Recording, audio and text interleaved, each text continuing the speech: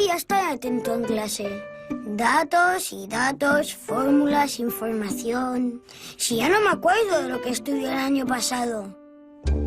Que si la capital de Ecuador es Quito, pero estoy seguro que eso está en Google. Me parece que nos enseñan igual que antes. Nos educan igual que a mis padres y a mis abuelos. Y a los padres de mis abuelos. Así es difícil estar motivado. Ahora se ha puesto de moda decir que tenemos TDA, porque creen que no atendemos en clase. Algunos niños sí que tienen un problema y les dan pastillas. ¡Todo pastillas! Pero a otros lo que nos pasa es que estamos muy aburridos. Porque con las cosas que nos gustan podemos pasarnos horas y horas. ¿Por qué en lugar de darnos pastillas no intentan motivarnos? Para que seamos creativos, para que inventemos, para que soñemos, que nos den ganas de aprender. Pero si vivimos en una época súper chula, tenemos el mundo a nuestro alcance. Con un clic. Yo me paso horas navegando por internet, mirando vídeos, jugando. No sé, es que en el cole me duermo.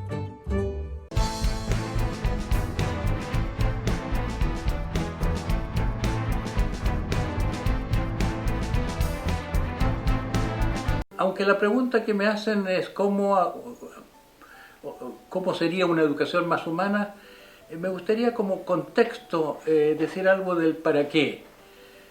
Porque la visión debe depender no solo de las necesidades de los educandos, que son las necesidades humanas en general, sino también de lo que significa la educación para la evolución social.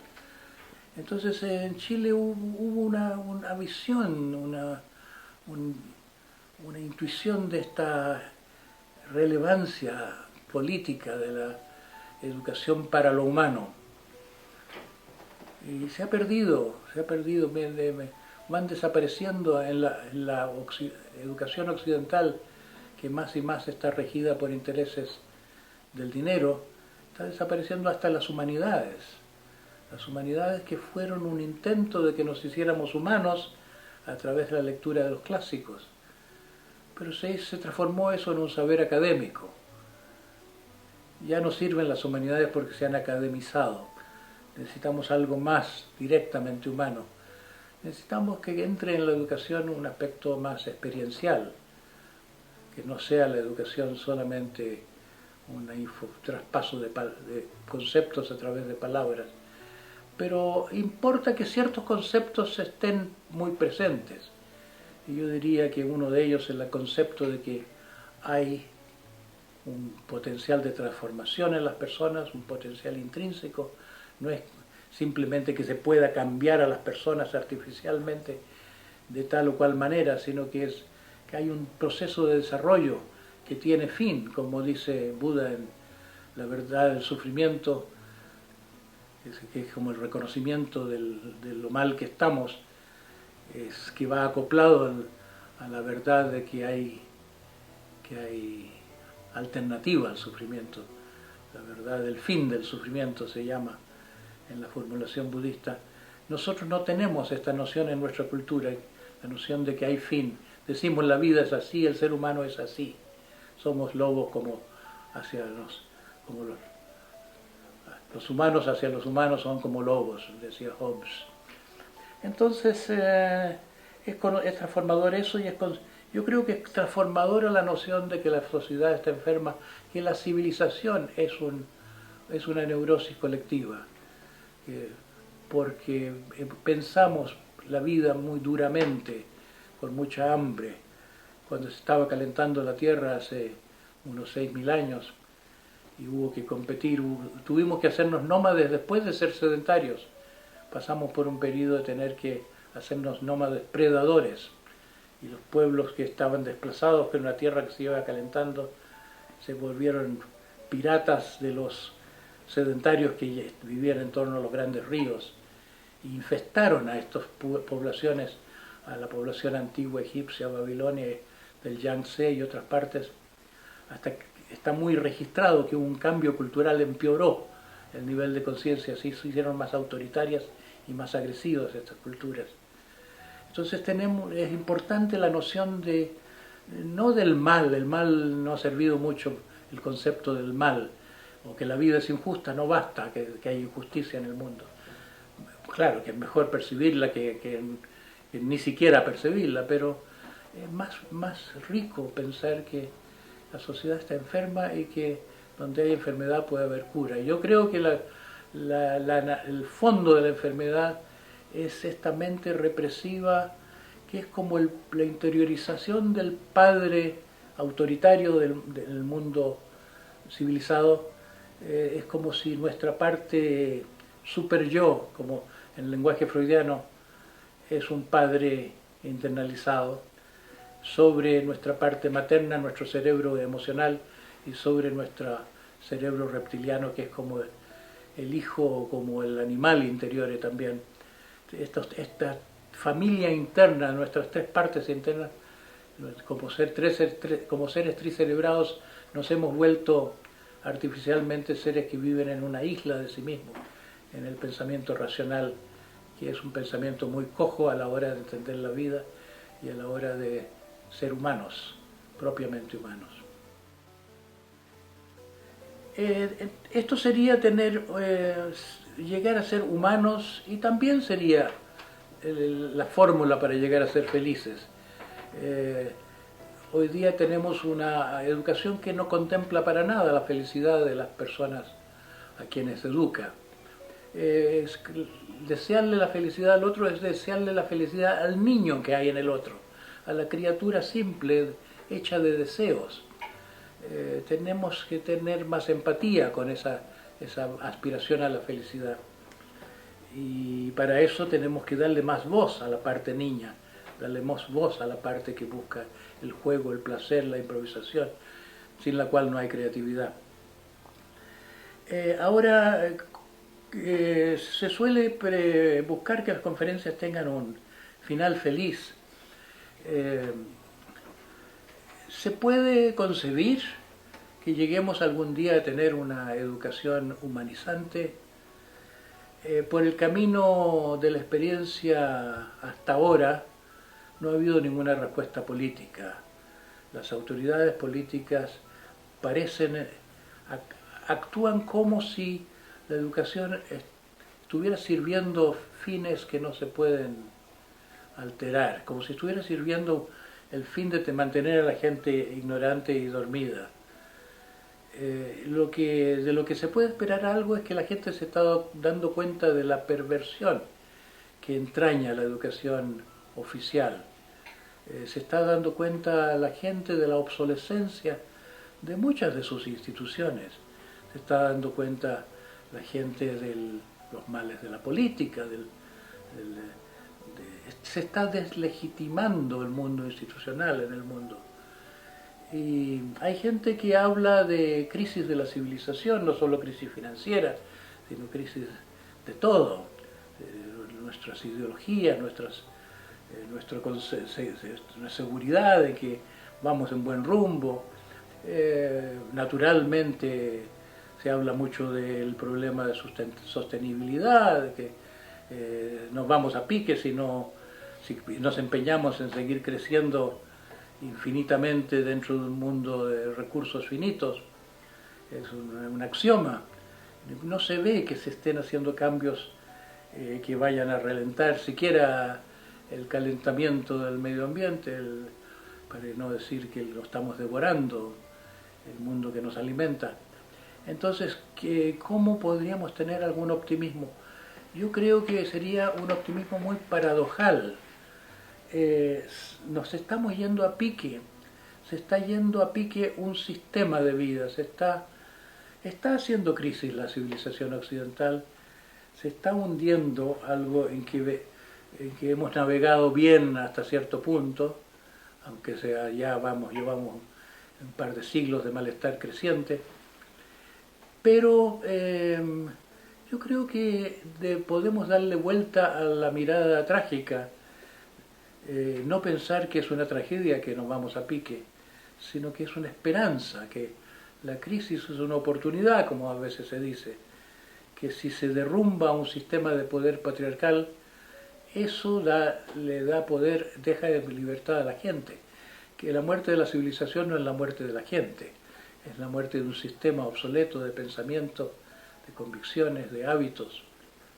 Entonces, a mí me parece que en los tiempos de crisis puede surgir una creatividad nueva y que en materia de educación la comunidad, tarde o temprano, si no responden las instituciones, la comunidad velará por el bien de sus descendientes.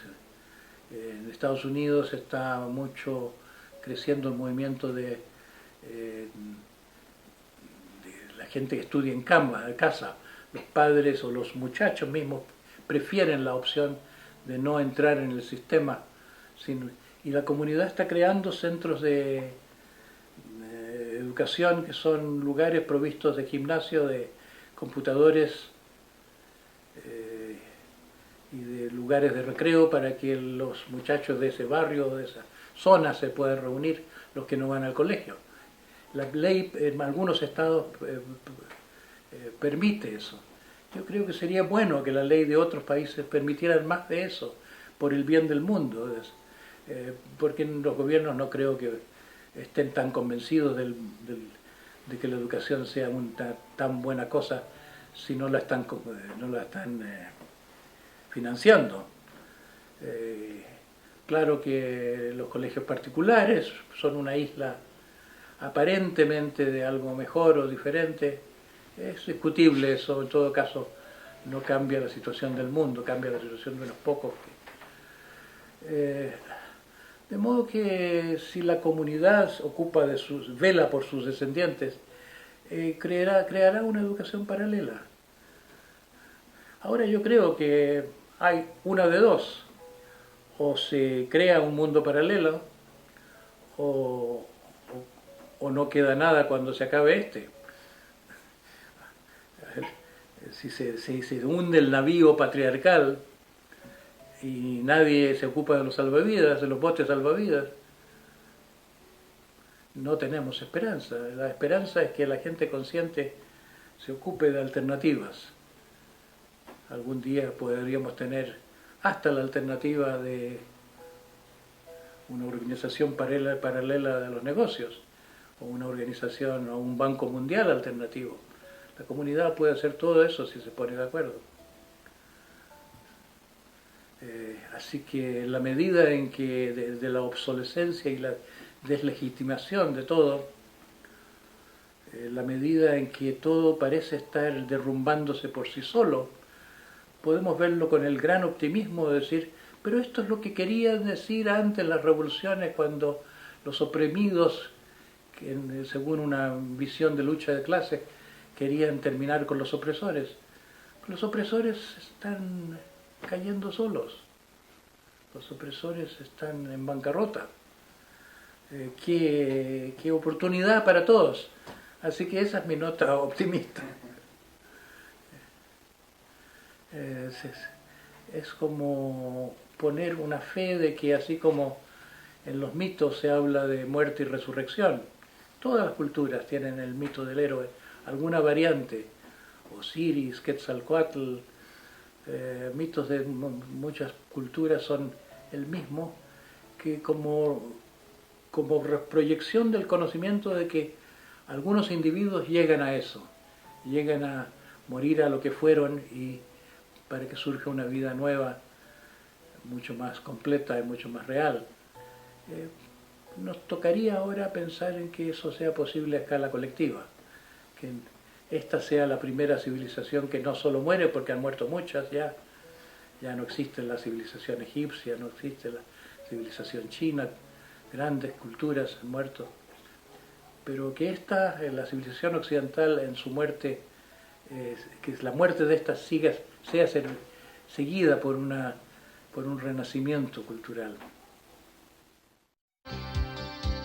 ¿Es conveniente que los padres conozcan el colegio de los hijos, a sus amigos y a sus profesores? Hoy, en un nuevo capítulo de la serie Crecer Juntos, veremos que para una educación completa es importante que haya comunicación entre la familia y el colegio. En nuestro primer reportaje, Vamos al colegio, vemos cómo la educación es una responsabilidad compartida entre padres y profesores. También veremos la opinión de algunos padres que se implican en la marcha del colegio.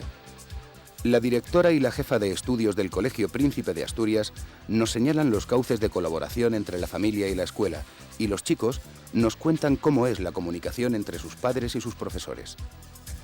Para terminar, una de las cosas que más preocupan a chicos y padres son las malas notas. Como veremos en nuestro segundo reportaje, una fluida relación entre la familia y el colegio puede solucionar este problema. En el debate, hoy estarán con nosotros Ignasi Vila, profesor de Psicología de la Universidad de Girona.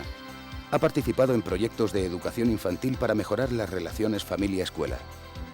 Lourdes Palomares, pedagoga. Trabaja en el Departamento de Orientación del Instituto de Palomeras Vallecas.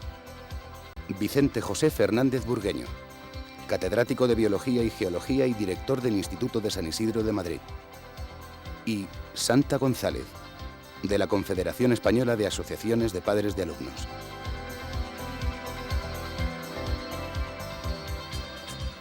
Hola, bienvenidos a un nuevo programa de la serie Crecer Juntos. Los niños reparten su tiempo entre dos mundos, el hogar y la escuela. Para que su educación sea completa y coherente, es necesaria la comunicación entre ambos. Hoy vamos a hablar de esta relación. Para que nos ayuden a tratar la cuestión, tenemos aquí a nuestros invitados. Bienvenidos. Les proponemos a ustedes y a nuestros espectadores ver el primer reportaje que hemos preparado sobre el tema. El niño pertenece a dos mundos fundamentalmente: su casa y la escuela. Si los profesores conocen las características del niño en el hogar y los padres se enteran de lo que hace en la escuela, su educación será mucho más completa. Como la educación es una responsabilidad compartida entre padres y profesores, la comunicación entre ellos es indispensable. Para ello, los padres tienen dos vías: hablar con los profesores o hablar con el propio niño. Interesarse por lo que hace, por lo que le gusta, por sus amigos y también por cómo ve al profesor. Los padres españoles dan mucha importancia al colegio. De hecho, un 74% de los padres y madres ayudan a los niños en casa a realizar sus actividades escolares. También, la mayoría de los padres habla frecuentemente con los profesores sobre la marcha de los chicos en el colegio. Hacen muy bien, pero, a la vez, creen que cuando el niño traspasa el umbral del colegio, ya todo es cosa del profesor. Una forma de que el interés de los chicos por la escuela y el aprendizaje aumente es ver a los padres interesados, preguntando a los profesores y a ellos mismos por todo lo que en ella ocurre. El objetivo fundamental de la colaboración entre la familia y la escuela es que exista coherencia entre los criterios, normas y valores que se transmiten a los hijos desde estos dos mundos en los que crecen. Pero el interés de los padres no tiene por qué limitarse a saber cómo le van las cosas a su hijo. La escuela refleja los valores democráticos de la sociedad en que vivimos y es un ámbito de participación donde los padres pueden influir, junto con otros poderes y con los profesores, en la orientación que toma el centro escolar, en cómo se organiza en él la convivencia y cómo se resuelven los posibles conflictos.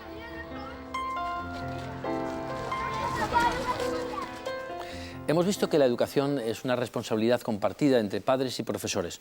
Los padres españoles parece que se lo toman bastante en serio. ¿No es cierto, Nacho? Evidente.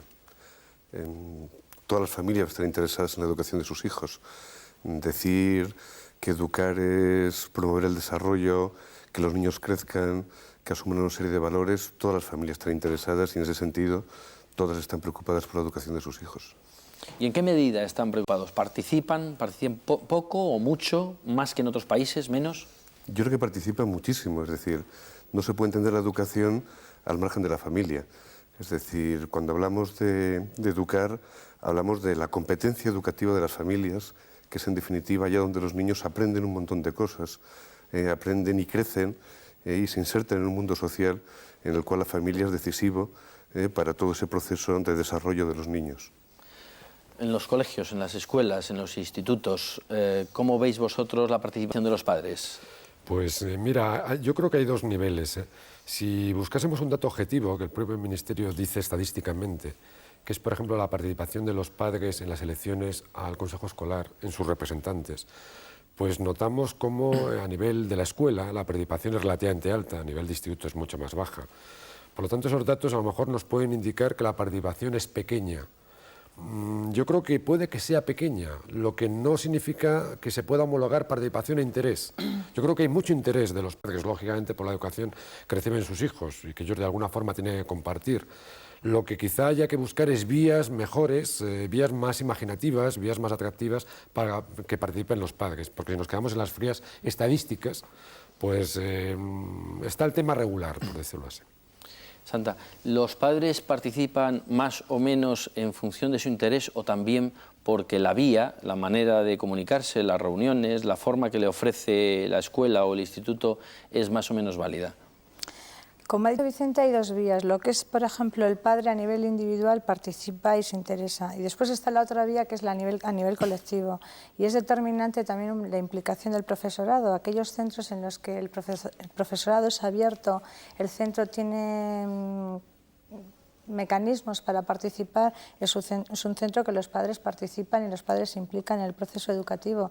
Yo creo que es fundamental que para que un centro funcione, los padres y el alumnado mismo, depende de las edades que tenga, son miembros de la comunidad educativa y hay que participar.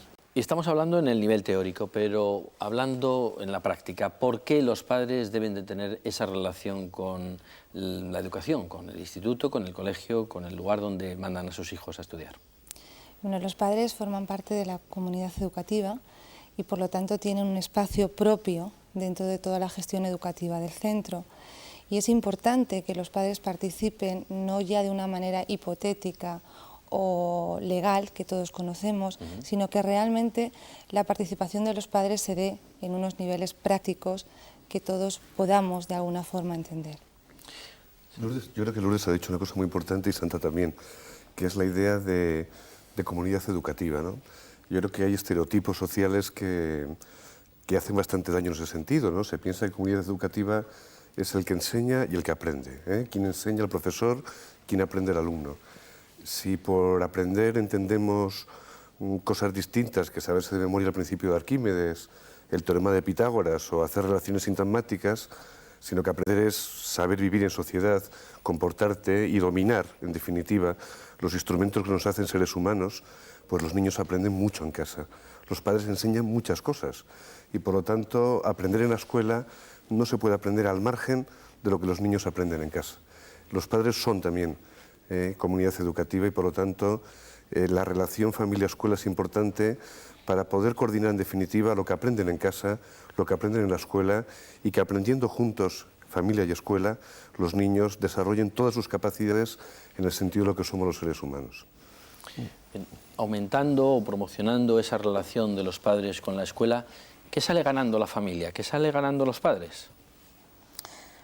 Bueno, yo creo que con esa relación escuela-familia ganan los padres en cuanto a formación, gana el profesorado y ganan fundamentalmente los alumnos, el alumnado, que de eso se trata, ¿no? Entonces, lo que sí que tiene que hacer el profesorado y los padres es un acercamiento, sobre todo por buscar una coherencia a la hora de transmitir valores. Tú estás educando de una forma determinada en casa con unas normas, entonces la escuela tiene que seguir más o menos una misma línea. Tú no puedes ir en casa muy disciplinado y una escuela muy libre o al revés, ¿no? Entonces yo creo que fijando criterios, fijando valores entre escuela y familia, ganamos todos y gana la comunidad educativa fundamentalmente. Nos decía Lourdes que hay incluso un marco legal para estas relaciones, pero fuera de ese marco legal, de reuniones, de cosas que estén reguladas, ¿cómo debe de articularse esta relación de la familia y la escuela? ¿Cómo debemos de hacerlo los padres? Vamos a ver, yo creo que deberíamos partir todos de un lenguaje común, es decir, que muchas veces el lenguaje invalida una serie de situaciones y dificulta la comunicación real entre los padres, alumnos y profesores, ¿no? Lo que pasa es que para eso la escuela tiene que dar la respuesta en cuanto a esos mecanismos que hablábamos antes, esos instrumentos. En este momento se da en cantidad de veces pues que el padre se acerca a la escuela porque le interesa a su hijo, pero a veces tampoco encuentra esa escuela abierta, de que pide que tiene que ir mañana a hablar con el tutor, pero el tutor está muy ocupado y se tiene que dejar la semana siguiente. Y luego, en cuanto a la participación colectiva, lo mismo, que es decir, el proyecto educativo tan traído y llevado es cierto, pero sinceramente, ¿cuántos padres han participado en los proyectos educativos que se han celebrado? Es mínimo los padres que han tenido acceso a hacer el proyecto educativo, y algo tan positivo y además tan inconcebible como que un proyecto educativo solamente lo tenga una parte. Entonces, los padres nos tenemos que acercar a la escuela, pero además lo tenemos que pelear y tenemos que poner empeño. La escuela tiene que abrirla a los padres, pero yo creo que es una labor de todos, una labor de unos trabajar por ello y de los otros de abrir la escuela. Mira, lo que sí es verdad es que este momento histórico en el que vivimos, porque es historia el que haya un nuevo plan de estudios, ¿no?, que cada 20 o 25 años sí que posibilita y da el marco adecuado para que todos los miembros de la comunidad educativa, los profesores, los padres, los alumnos, el personal de administración y servicios, que también tiene su importancia, puedan participar en la definición del proyecto educativo. A veces, cuando se habla a un padre de qué tipo de escuela quiere, él va a optar por diferentes opciones que ya existen, que están ya reguladas, que son absolutas, donde él no puede intervenir. Ahora no estamos en un momento concreto en el cual los padres y el resto de los componentes de la comunidad educativa pueden intervenir en crear un estilo, un modelo de educación. Y eso es bueno que los padres lo sepan, ¿eh? ¿Qué instrumentos cuentan los padres para intervenir, para influir, para dialogar con el mundo educativo, donde están sus hijos? Instrumentos hay muchos. Hay instrumentos legales como el Consejo Escolar, otros instrumentos voluntarios de participación como las APAs que ya han salido en el documento, y luego hay instrumentos reales que la propia innovación educativa ha puesto en marcha en los últimos años en miles y miles de escuelas en España, ¿no?, como son las reuniones de aula, como son las entrevistas personales del profesor con los padres, como es la posibilidad de solicitar desde los padres una entrevista con la escuela, a otro tipo de formas más lúdicas, ¿no?, como son la celebración de fiestas conjuntas, la participación y la realización de talleres en, por ejemplo, todo lo que es el ciclo inicial de la enseñanza primaria o la educación infantil, en el que los padres con sus habilidades pues enseñan desde recetas de cocina a construir un transistor, es decir, hay multitud de maneras y de canales distintos que permiten participar a los padres en la vida de la escuela, ¿no? Hay una cosa que me parece muy importante resaltar, que ha salido antes: todo el mundo gana en relación con la participación de las familias en el contexto escolar, pero yo creo que quien más gana, y además es lo importante, es el niño. Otro de los instrumentos, por ejemplo, que se están potenciando, son las escuelas de padres y madres, donde realmente los padres no nacemos, en este mundo se estudia para todo, pero para ser padre y madre todo el mundo cree que tener hijos no necesita una preparación. Yo creo que es un buen instrumento que cada día se trabaja más y se cuida más, porque hay que aprender a ser padres y madres, porque nuestros hijos tienen derecho a tener unos padres de calidad. Sí, pero Santa, yo ahí tendría un poco de cuidado. Es decir, yo creo que en los últimos años hemos vivido una inflación cultural en favor de la infancia desde criterios que yo no estoy muy de acuerdo. Yo soy psicólogo y creo que los psicólogos hemos promovido una idea de la infancia de considerar que es causal para la vida del adulto. Eso no es cierto. Es decir, no es verdad que las experiencias que un niño tiene a lo largo de su infancia determinen su vida como adulto, lo cual no quiere decir que no sean importantes. Y lo que hemos hecho es justamente angustiar a los padres, en el sentido de hacerles creer que la vida de los pequeños es tan importante y tiene que ser tan en algodones para que sean buenos adultos, que esa idea de que los padres no saben hacer de padres y por lo tanto son dependientes de los profesionales, que sí que sabemos, yo creo que no es cierto. Yo creo que la inmensa mayoría de padres y madres saben hacer de padres y madres. Y lo importante es que la escuela apoye la competencia educativa de las familias. Bien, existen diversas formas de colaboración entre padres y profesores, como vamos a ver a continuación. El Consejo Escolar decide la marcha del colegio, es decir, dentro de lo que podemos. No podemos incidir en temas económicos porque esto nos viene dado por el Ministerio y ahí sí que no podemos decidir, pero sí podemos dar prioridades a cuando viene algo de dinero o solicitar al Ministerio dinero para comprar una determinada... priorizamos, digamos, las necesidades, eso en cuanto a temas económicos. Luego, por decir algo que últimamente no se lleva... participamos también en las cuestiones de disciplina. Si hay algún problema en el colegio, los padres decidimos qué se debe o qué se puede hacer, qué es lo mejor. El APA es una asociación voluntaria. En principio no todos los padres del colegio son miembros del APA.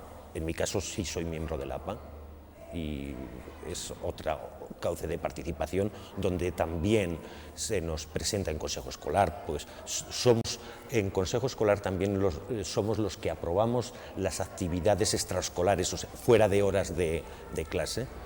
El APA es la que gestiona estas actividades, pero es el Consejo Escolar quien debe aprobarlas si son acordes o no con lo que queremos de este colegio. Yo consideré que para estar más cerca de ellos, la mejor manera era estar involucrado, digamos, en pues, las decisiones del colegio, en su vida, digamos, colegial, ¿no? Y pues la manera, empecé siendo miembro del APA, miembro de la Junta Directiva, y inmediatamente después fui elegido como representante de padres en el Consejo Escolar, y ya esta es mi tercera candidatura, que es mi tercera elección, o sea, ya llevo casi 5 años en el Consejo Escolar, y ellos la verdad es que eso lo aprecian y lo valoran, porque bueno, pues me ven mucho tiempo en el colegio y para ellos, bueno, pues es como, pues no sé, una especie de estímulo, ¿no? Digamos. Bueno, el Consejo Escolar es el órgano director del colegio, entonces todas las decisiones importantes que tiene que tomar el colegio tienen que pasar por el Consejo Escolar. Entonces, bueno, pues el Consejo Escolar decide, tiene, digamos, una parte meramente educativa, que pues, decide, pues eso, el sistema educativo que va a seguir el colegio, potenciando aspectos particulares en cada momento, decidiendo en cada momento qué líneas se van a seguir, cómo se va a actuar. Obviamente esa parte, digamos, los profesores son los que tienen la voz cantante, aunque en principio en los años que yo he estado en el Consejo siempre ha habido una sintonía muy grande entre lo que los profesores, digamos, sugerían y digamos el sentir de los padres, o sea que hemos estado en bastante sintonía, pero no cabe duda que la parte educativa son ellos los profesionales y son los que deciden. ¿Son todas estas vías de comunicación suficientes para que sea eficaz realmente la participación de los padres en la escuela? Pues mira, es una pregunta complicada y que pone de manifiesto la diferencia que puede haber entre la teoría y la realidad. En teoría puede que sí, puede que sean suficientes, ¿no? La realidad había que verla en un entorno determinado. Yo que vengo de secundaria te diré que alguna de esas vías es que no se utilizan. Ese contacto, por ejemplo, directo entre los profesores y los padres a la entrada o la salida del centro escolar no existe. Entonces, son vías buenas, vías adecuadas. La verdad es que hay que profundizar en ella, hay que ver si realmente se cumplen y, en todo caso, como antes manifestaba, hay que arbitrar, si no, medidas imaginativas, nuevas, adaptadas a cada entorno concreto. A veces las recetas generales no funcionan para un centro, ¿no? Entonces yo creo que hay que buscar en cada contexto determinado, en función de los padres que haya, del centro que haya, de la comunidad educativa que se haya creado, el modo más eficaz. Ahora, las APAs es una vía correcta, la comunicación directa con los profesores, la comunicación en grupo, en reuniones, tal, las medidas arbitradas a través del Consejo Escolar, claro que son buenas. Ahora, hay que ver si realmente se llevan a la práctica, si realmente se utilizan, si realmente se potencian, si realmente profesores y padres y alumnos coinciden en esos intereses, porque si no, la teoría es muy bonita, pero la realidad es a veces bastante lamentable. Santa, tú representas de alguna manera las APAs, de miembro de ellas. ¿Funcionan realmente y eficazmente las APAs para el marco de diálogo que estamos proponiendo? Bueno, hay experiencias para todo, pero lo que sí que realmente es que es imprescindible. Las APAs tienen que tener relación con el Consejo Escolar, porque si no, el Consejo Escolar es un grupo de personas o un grupo de padres que se representan a sí mismos. Entonces, el Consejo Escolar tiene que sacar toda la experiencia de las APAs, consultar, hablar del centro, de cómo va, de la vida de la comunidad escolar. O sea, que es imprescindible que APAs y Consejo Escolar estén vinculados. Creo que hay una cosa que decía Santa antes, ¿no?, que a mí me parece importante en relación a lo que también decía Vicente. Yo creo que canales hay más que de sobra y a veces justamente un problema que hay es que los que hay resistencia por parte de las escuelas para utilizarlos, ¿no? Y ahí yo creo que una cuestión de los padres sería ponerlos en funcionamiento, de que existan, ¿no? Y luego un segundo problema es que a veces existen, pero se utilizan mal. Y se utilizan mal por algo que también hemos dicho antes, ¿no?, porque cada uno habla desde su punto de vista sin adoptar el punto de vista del otro. A veces lo hemos comentado, el tipo de lenguaje que utilizamos la gente que estamos en el mundo de la educación, que no es el mismo lenguaje que muchas veces habla en la calle.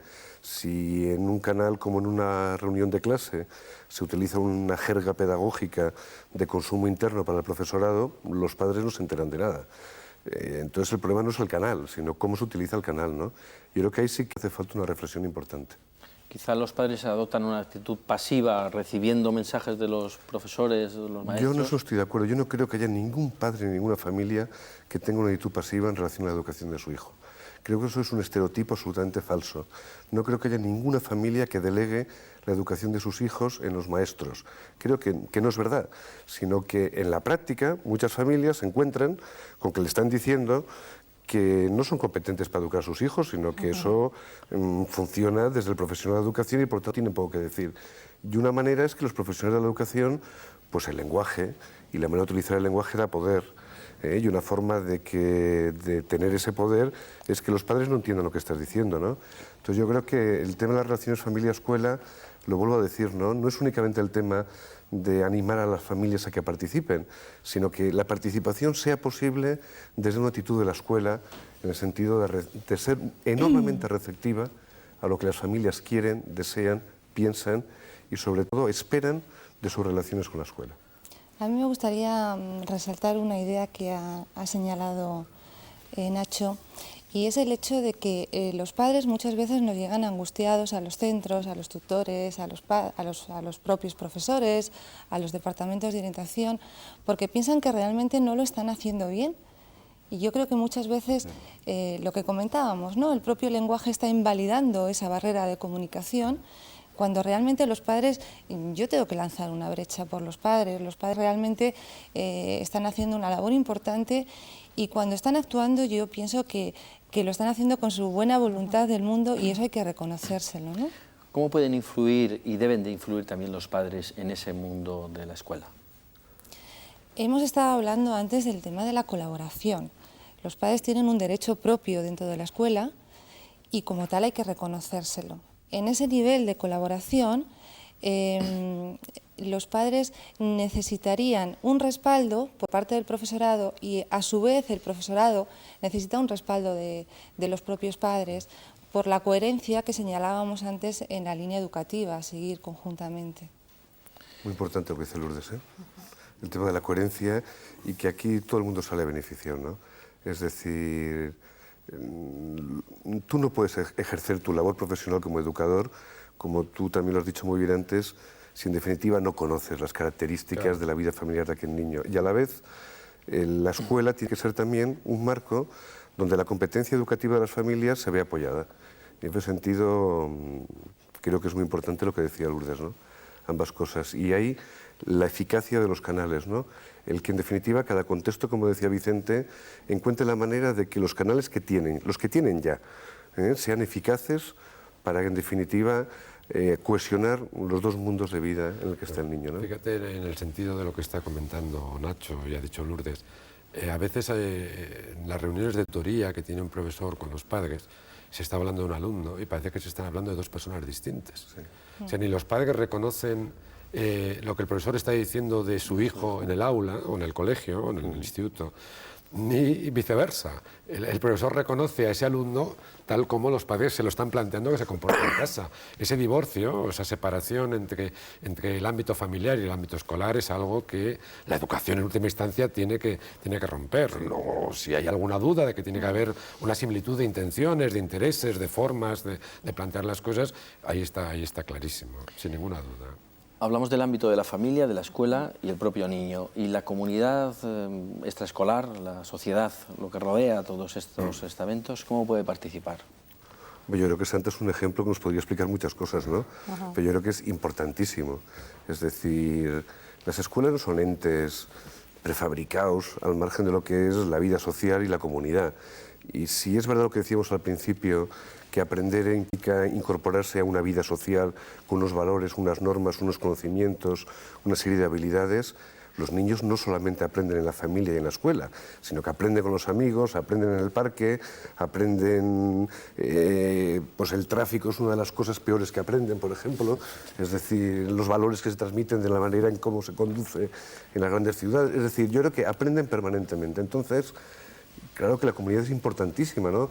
Y el día que consigamos que la comunidad entienda que el aprendizaje es algo que toca a todos y que hablar en favor de los niños y en favor de la educación es algo que nos toca a todos en cualquier ámbito, creo que avanzaríamos mucho. Además, la escuela tiene que también salir a la calle. La escuela no tiene sentido si se olvida en el entorno en el que está. Entonces, la escuela tiene que estar ubicada en el barrio, que la viva el entorno. No es lo mismo el tratamiento de una escuela rural que en una escuela de ciudad. Y entonces, yo creo que el profesorado tiene que saber en dónde vive, conocer un poco el entorno del niño, si tiene problemas, si su ambiente en casa es favorable.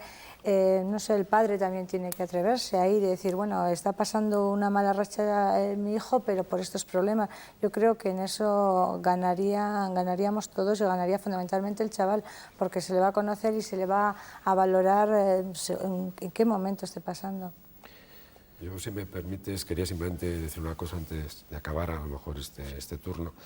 En relación de algo que decíamos antes, de esa jerga pedagógica que a veces se utiliza, yo creo que, además, como docente, haría una petición desde aquí al Ministerio de Educación. Estamos en un momento de cambio educativo importante, que no solamente es un cambio en intenciones, sino también un cambio en el lenguaje, de que el Ministerio de Educación, de la forma que estime pertinente, llegue a las familias, a través de la escuela, para informarles de las cosas. O sea, es un momento en que muchas familias, que ya de por sí a veces han estado perdidas, se pueden perder todavía más en el nuevo sistema, en los nuevos planteamientos. Entonces, todo esfuerzo de información que se haga, no ya al profesorado, que por supuesto se está haciendo, de reciclaje y de formación, sino a las familias del futuro que le esperan estos cambios, es tremendamente importante, porque claro, si no se conoce una cosa, poco se puede participar. Entonces, claro, cuando una cosa es desconocida, es esotérica, es ignota, pues la gente tiende a quedarse en su casa y aislarse. Entonces, por lo menos hacer un esfuerzo de aproximación del nuevo sistema y de la escuela a las familias para que puedan participar. Pero Vicente, yo creo que ahí tenemos nosotros como profesores, tenemos mucho que decir. Sí, por supuesto. O sea, que el Ministerio es un ente y evidentemente tendrá sus canales para poder acceder a esa formación que se pide desde los padres, pero el contacto directo con los padres lo tenemos nosotros como docentes. Yo creo que el esfuerzo real lo tenemos que hacer nosotros, pues un poco para buscar ese acercamiento. Es que el profesorado tiene que asumir que los padres somos parte de la comunidad educativa. Todavía hay un sector de profesorado muy grande que no nos cree capaces. Por ese tema de la preparación, cuando le comentaba antes a Nacho, sobre todo fundamentalmente los padres tenemos que formarnos para participar, para que no nos vean como intrusos, pero a la vez saber también cuáles son nuestras limitaciones y en qué forma podemos participar. Bien, no queda aquí nuestra conversación de hoy sobre este tema, tratando hoy las relaciones entre familia y escuela. La directora y la jefa de estudios del Colegio Príncipe de Asturias nos cuentan cómo funcionan estas relaciones. La familia y la escuela comparten un objetivo común, aunque tengan funciones diferenciadas, que es la educación integral de los hijos y de los alumnos. Por ello deben aunar esfuerzos, poner en común criterios para lograr el máximo beneficio para estos niños, ¿no? Es importante que no haya actitudes contradictorias o criterios opuestos, porque los niños requieren en su proceso educativo una gran estabilidad.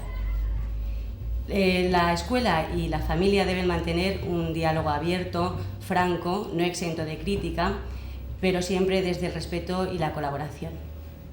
Para que esto sea posible, es necesario crear una serie de estructuras dentro del funcionamiento de la escuela que hagan que sea realidad esto que ha estado contando Lola. Una de estas estructuras está regulada por la ley, que es el Consejo Escolar, pero hay otras estructuras que deben aparecer, y en nuestro caso aparecen como necesidad, como una respuesta a la realidad que nosotros tenemos. En nuestro centro, por ejemplo, existe una junta de comedor en la que están representados los padres, los alumnos, las personas que cuidan el comedor en el tiempo que se produce este servicio, y es una junta que nace de una necesidad concreta de nuestro centro, porque utilizan el servicio de comedor todos los alumnos, es decir, 500 niños a diario más los adultos que trabajamos aquí.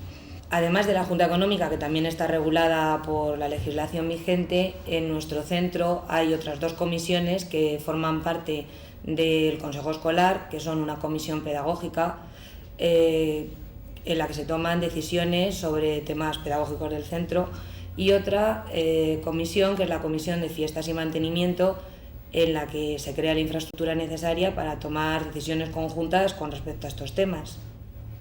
¿Son todas estas vías de comunicación suficientes para que sea eficaz la participación de los padres en la escuela? A veces sí y muchas veces no. Y no tanto por la vía, sino un poco lo que decíamos antes, sino cómo se usa la vía, lo cual a veces necesitan otras maneras distintas, ¿no? Pondré 2 ejemplos. El tema de las fiestas, que aparecía en el testimonio y lo hemos comentado también antes.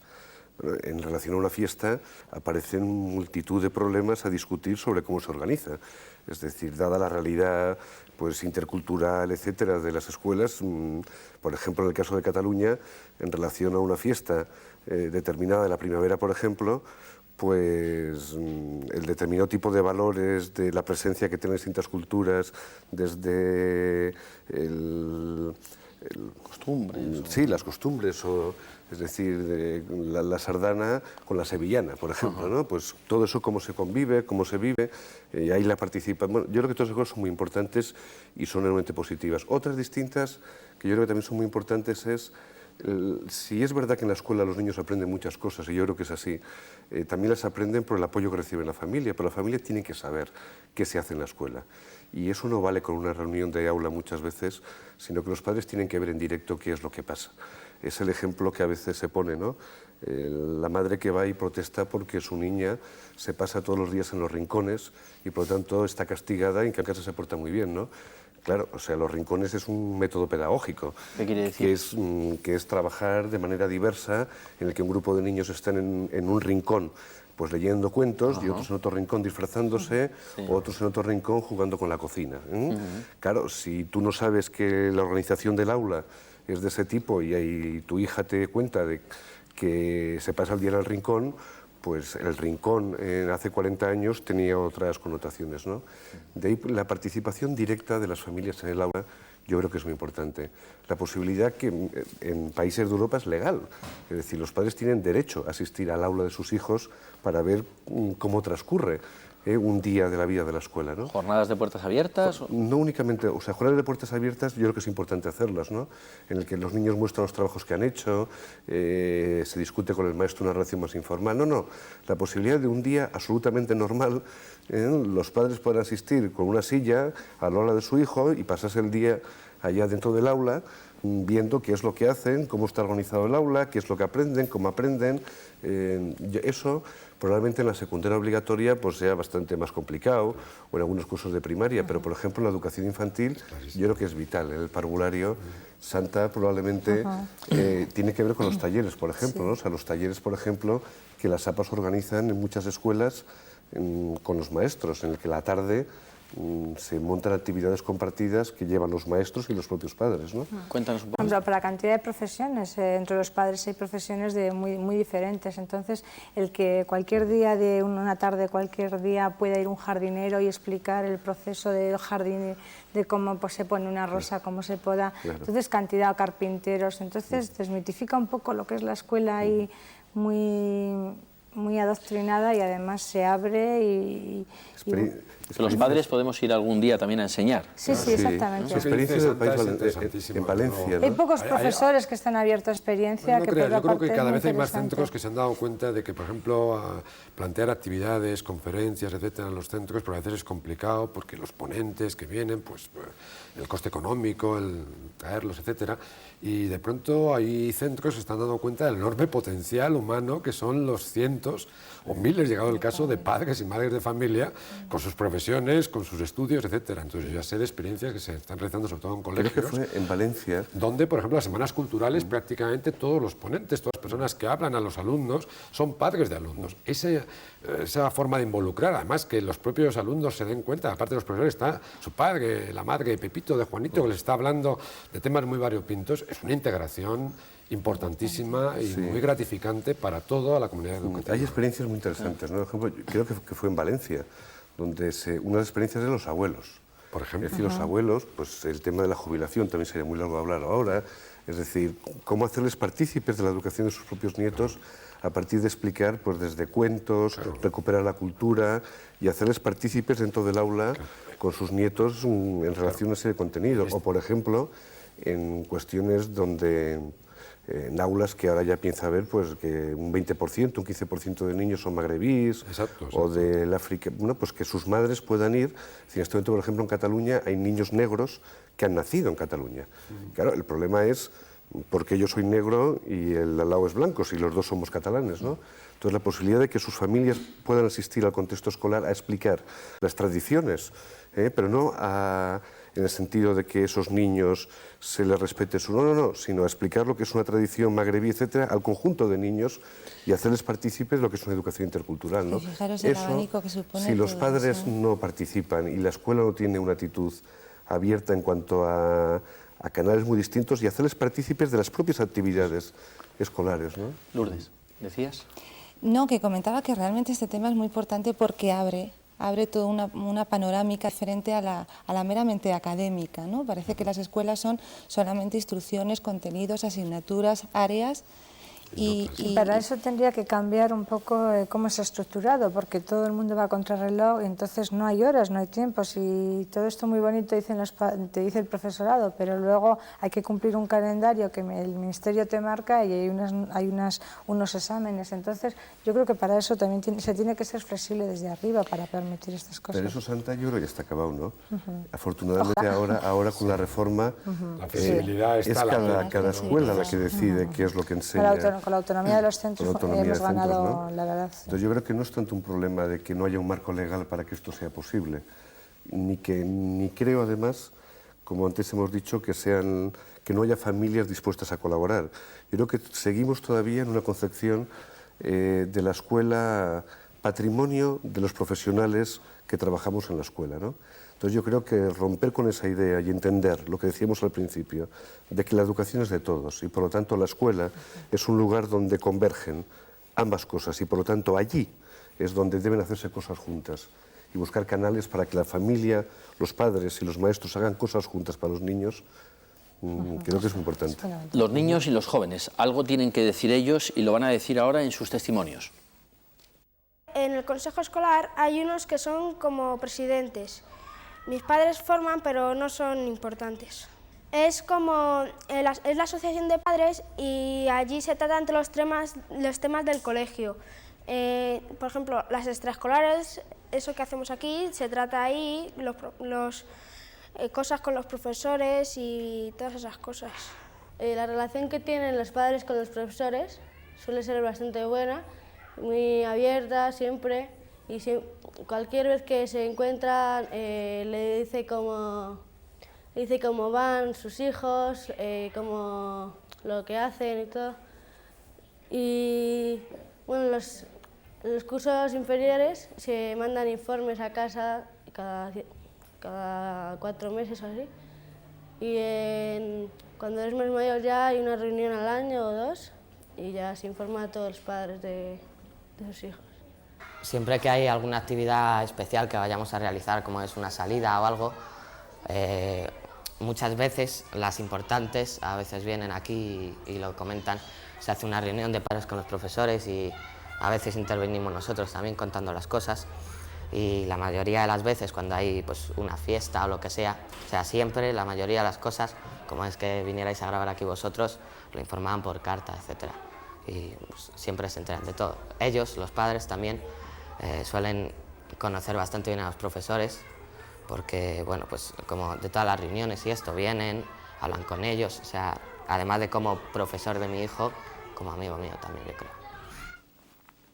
Un tema que se puede solucionar con la colaboración entre padres y profesores es el de las malas notas, según vamos a ver en el siguiente reportaje. Es un chico muy simpático y cariñoso, pero saca malas notas. ¿Cuántas veces no hemos oído esta expresión a los padres? No sería tanto problema si se hablara de montar en bicicleta o tocar el piano, pero muchas veces consideramos que para obtener éxito y ser feliz en la vida es preciso obtener buenas notas, especialmente en algunas asignaturas, como las matemáticas. Las explicaciones de los chicos suelen ser variadas, pero los padres suelen deducir que saca malas notas porque es vago o no hay nada que hacer porque no puede. Sería mucho mejor para padres e hijos ser conscientes de que en casi todo, con esfuerzo, se puede mejorar notablemente. Se debe ir al origen del problema. Sacar malas notas puede significar que el chico no confía en sí mismo, que le fallan los conocimientos básicos, que sus amigos no estudian o que está pasando por una crisis personal. La cuestión es que no hagamos de la calificación escolar una valoración global del niño o la niña.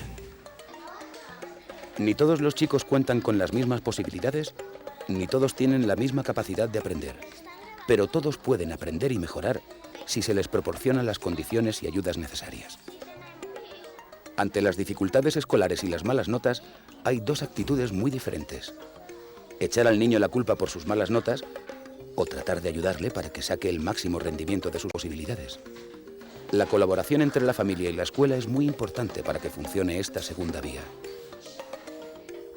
Los profesores conocen las razones del progreso escolar del alumno y sus dificultades. Los padres saben su situación familiar y su entorno social. Si ambos se relacionan, será posible aportar soluciones basadas en nuestra confianza hacia ellos.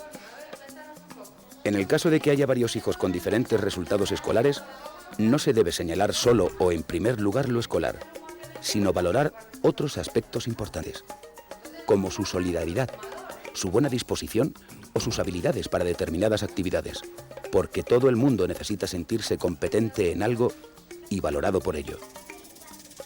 Hay que tener en cuenta que la educación es un proceso complejo. Por ello, la superación de las dificultades en el aprendizaje ni es algo imposible, ni se soluciona de la noche a la mañana.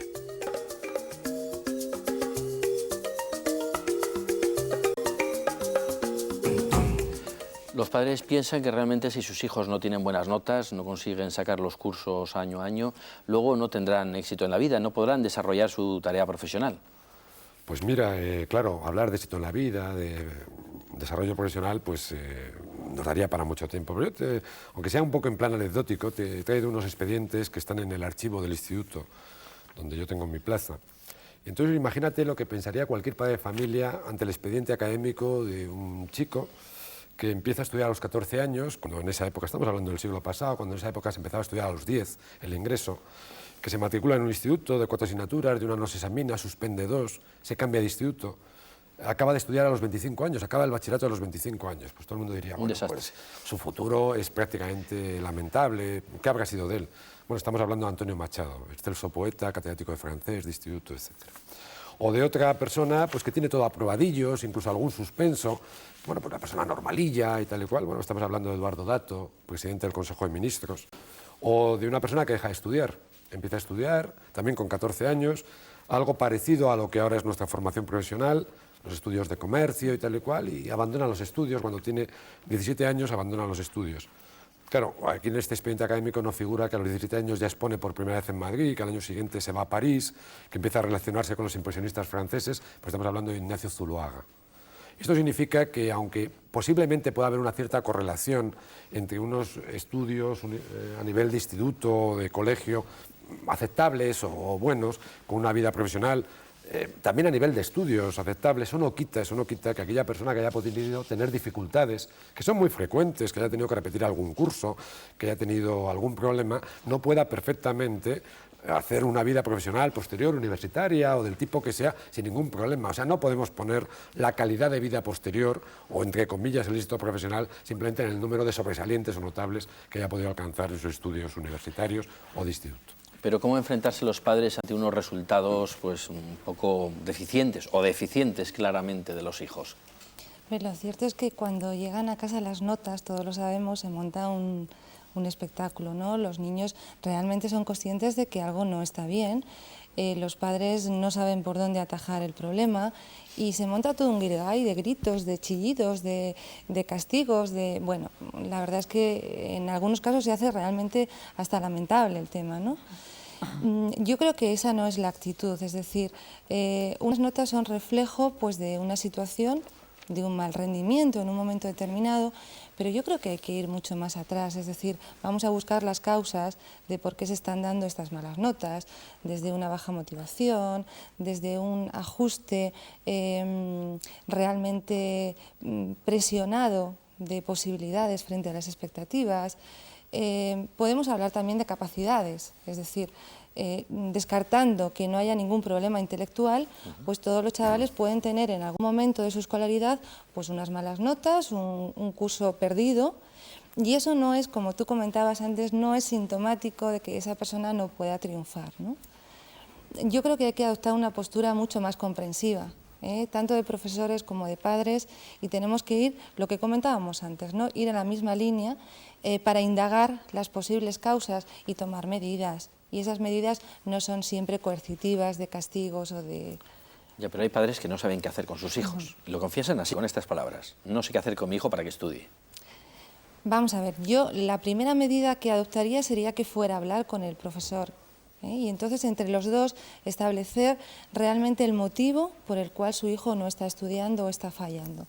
Porque hay veces que se soluciona rápidamente con una simple modificación en el horario de trabajo en casa. Tan simple como que los chavales no saben por qué asignatura tienen que empezar a estudiar por las tardes. Y es un tema muy sencillo, pero que en muchas cosas modifica un comportamiento posterior.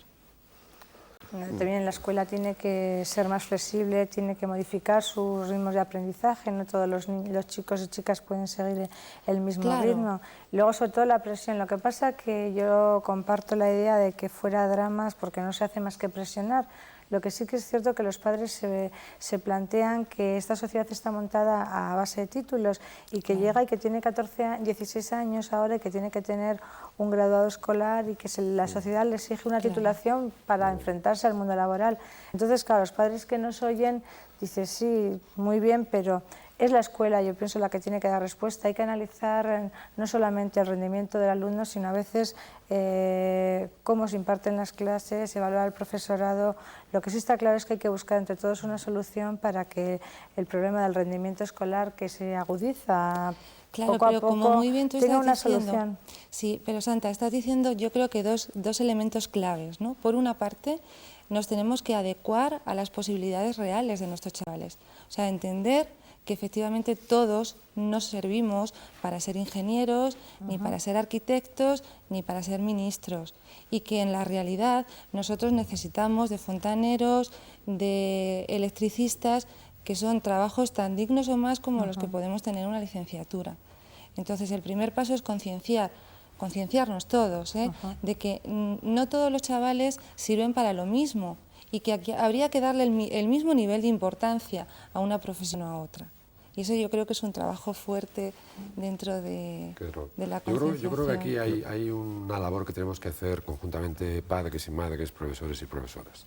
Por una parte, los padres, que también los profesores somos padres, las madres, tienen por una parte que no esperar al resultado final, lo que tú has comentado. A veces llegan las notas y hay un caos, pero bueno, ¿cómo se puede esperar a que lleguen las notas y haya un caos? Hay que prever un poco las cosas. El propio alumno va a tener una experiencia previa. Hay padres que saben que su hijo puede tener unas ciertas dificultades. O sea que hay que ponerse en contacto con la escuela, participar en la escuela, relacionarse con los profesores mucho antes de que lleguen los resultados. Y luego lo que tú decías, Lourdes, también en el sentido de yo creo que hay que romper esa dinámica de que solamente se triunfa en la vida o se es importante en la vida si se es universitario, si tiene una carrera, etcétera. Hay otras muchas salidas. O sea, el triunfar yo creo que hay que ponerlo en el nivel de vivir plenamente nuestra vida. Ahí triunfas en la vida si vives, si eres coherente contigo mismo, al margen de los títulos y del dinero que ganes, etc. Y luego los profesores, por otra parte, y yo hablo en este sentido como profesor, y eso afortunadamente el nuevo sistema educativo lo contempla, estas notas que yo antes comentaba de estos alumnos, eran notas que surgían prácticamente de un solo examen. El siglo pasado, aparte de que fuesen alumnos oficiales o no, en realidad había una prueba final. Afortunadamente el sistema educativo ha ido ganando mucho en este sentido. La evaluación ya no es una evaluación concreta de un momento concreto, se evalúa todo lo que es la vida del alumno en el centro. Se evalúan no solamente sus conocimientos objetivos puestos en un examen, sino se evalúa sus actitudes, sus procedimientos, su forma de estar, su forma de convivir. Eso te permite el ver cómo el alumno puede ir alcanzando los objetivos objetivos que se han planteado muy por encima de lo que sea el conocer concretamente la respuesta a una prueba, por muy objetiva que se quiera. Entonces, si unimos ambas cosas, si unimos una participación de los padres, que es a lo que estamos hablando ahora, desde el primer momento, y unimos una evaluación mucho más global de lo que es el sistema, porque además nos tenemos que dar cuenta que en el nuevo sistema educativo ya lo importante, que lo es, no es solamente evaluar al alumno, sino que en el proceso de evaluación del alumno se está evaluando todo el sistema en sí. Se está evaluando la práctica docente del alumno, digo, del profesor en el aula, se está evaluando los proyectos curriculares, las programaciones que se hacen, el propio sistema. O sea que el profesor ya no se puede quedar, como a lo mejor nos podíamos quedar antes, yo he tenido X suspensos, una estadística y ahí se acabó. No, es que eso no es el tema. Es que ese dato objetivo de tantos suspensos genera al propio profesor mecanismos automáticos para revisar las cosas que se están haciendo, porque lo queramos o no queramos, aunque sea utópico, el objetivo de la educación es que todos los alumnos y todas las alumnas, o sea, absolutamente todos, consigan esos mínimos exigibles que les permitan promocionar y ser ciudadanos y ciudadanas del mañana, seres integrales, etc. ¿Algo para terminar? Yo creo que hay una cosa importante, ¿no?, que es que las notas, en el sentido de lo que se entiende por las notas popularmente, no representan las capacidades de las personas, ¿no? Y, por ejemplo, a la creatividad no se le pone nota, y por eso pues Machado puede suspender la historia de España y en cambio es una persona plenamente feliz, no un triunfador diría yo, ni mucho menos, pero una persona enormemente valorada por lo que aportó durante su vida, ¿no? O Zuloaga, pues abandonar los estudios y sin embargo pues ser un pintor. Eso es un ejemplo muy sencillito, ¿no? Yo creo que lo que decía Vicente y decía Santa, ¿no?, y también Lourdes, ¿no?, es decir, la evaluación es algo mucho más global que las notas, y en ese sentido yo creo que dejarlo al final pues es un mal asunto. Y entonces el problema es cómo, si hay unas relaciones familia-escuela como las que hemos planteado y hay un proyecto compartido, cómo ese proyecto es evaluado permanentemente a lo largo y no esperando a un boletín determinado en un momento concreto. ¿Habría algo que recomendaría a los padres inmediatamente cuando detectan no una mala nota, sino que cae el resultado escolar de sus hijos? Yo creo que sí, se pueden hacer varias cosas. Primero sería hablar con el alumno, con el propio hijo, ¿no?, qué le está pasando, qué está percibiendo que le está pasando, y contrastar esa opinión con la opinión de los profesores, que es importante. Y a partir de ahí tomar medidas, pero tomar medidas positivas, nunca coercitivas. Yo creo que la línea tiene que ser de diálogo y de comprensión, y a partir de ahí es cuando realmente podemos establecer cualquier proyecto de mejora. Lo que pasa es que las medidas muchas veces no se tienen que tomar con los que suspenden, sino con los que suspenden. ¿Me explico? O sea, no con el suspendido, sino con el que suspende, ¿no?